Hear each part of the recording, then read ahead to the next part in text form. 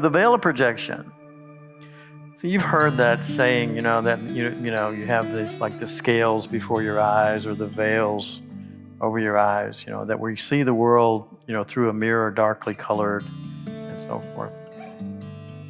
But the whole thing about this little mind that we've created called the ego is just it's cunning and baffling, right? And it's wily in its ways, and it's so absolutely subtle that most of the time we don't recognize that we're giving that self or that mind our full appreciation, our full awareness.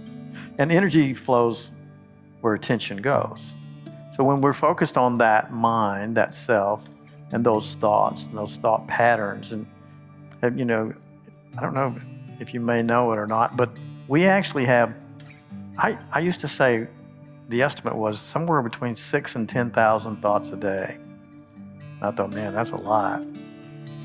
But recently, because of quantum physics and the measurement now that they can measure our brain waves and so forth, they're saying that it's between 60 and 80,000 thoughts a day.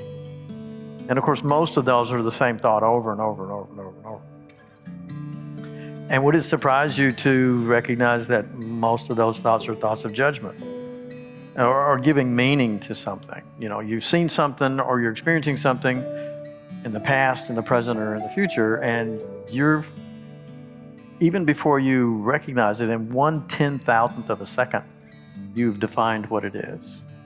And you define it based on your filter system, your past, and it's working so fast. Our mind is able to produce thoughts and process things so fast we're not conscious of it.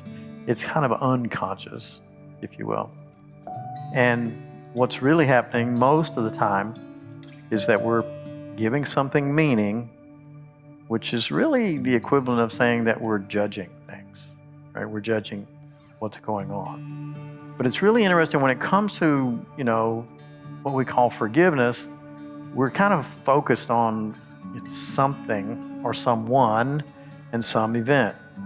So you've heard us say the teacher of this work, or the person that brought this work to us is Jesus, the way of mastery. And of course, I've often said is really a view into the teachings of A Course in Miracles. It's the same teaching. A Course in Miracles just kind of goes a little deeper. It's only about 1,000 pages more, right? And it's written in a little bit different language, but it's basically the same teaching. But when we're thinking about things like forgiveness, we think of something usually that springs to our mind almost instantly, where there's somebody, and sometimes that somebody is ourselves, but that we know that we truly haven't forgiven people. And so we go through this process of saying, well, I've been trying to, I hear this a lot, I've been forgiving and trying to forgive this person. I'm trying to look past it, but I can't really. I mean, I'm doing it, but I'm still not really quite comfortable yet. And the interesting thing about the fact, if you will, that if there's anything that's a fact here, that our mind is split, is the part of our mind that we are utilizing to make judgments with, which of course is the ego, the thinking self. It's really not capable of, well, it'll pretend that it's letting you forgive something, but it's really not going to do that, because its entire foundation is convincing you that everything that you're experiencing in form is real, and that the meaning that you're giving things is real, and that you're right about your judgments, you're right about your perceptions. That's its entire foundation. So to get that self to, practice forgiveness is tantamount to trying to push a rope uphill. It doesn't work. The only way that I've discovered to truly be forgiving is to step outside of that mind called the ego and connect with and be connected with and begin to see through the eyes, if you will, of your right mind, your true self. Jesus calls it the Holy Spirit. But he also says it's nothing more than your right mind. It is you. But it's that part of you that never has judged anything. Spirit does not judge. It's only the ego mind that judges. And the interesting thing that I've discovered in this study and these work is that it begins its judgment by turning that judgment on us, right? On ourselves. We look in the mirror and we don't like what we see. You know, we look in our bank account, we don't like what we see. We look at our, people in our lives, we don't like. Whatever it is, we judge ourselves absolutely first. As he says here in this particular section, this chapter, he says, it takes one to know one. So in order to judge anybody for anything, you've literally judged yourself first already. But it's subconscious. It's out of your conscious awareness, but it's a tape that's playing, it's a pattern that's playing in the background. And that's why it's so easy to judge somebody, because it's already in there and you've already judged yourself guilty. How else could they try to convince us that we were born into sin and born into guilt, right? Because we kind of subconsciously agree with that and go, oh yeah, I know I'm guilty, kind of thing. But it's a very uncomfortable experience. It's so uncomfortable that we press it down, kind of like sweeping it under the carpet. But then when somebody else does what we've judged ourselves for, it feels really good to just, I'm going to project it on them. It's over there. It's not me. I feel better now. I can see it's over there. I know exactly what that looks like. It's over there. But we just engaged in the process of judging again. And so it's judging with scoops of judge, right? We got sprinkles of judgment on top of our judgment pile. And then we feel guilty about the fact that we've judged somebody. And it just keeps growing.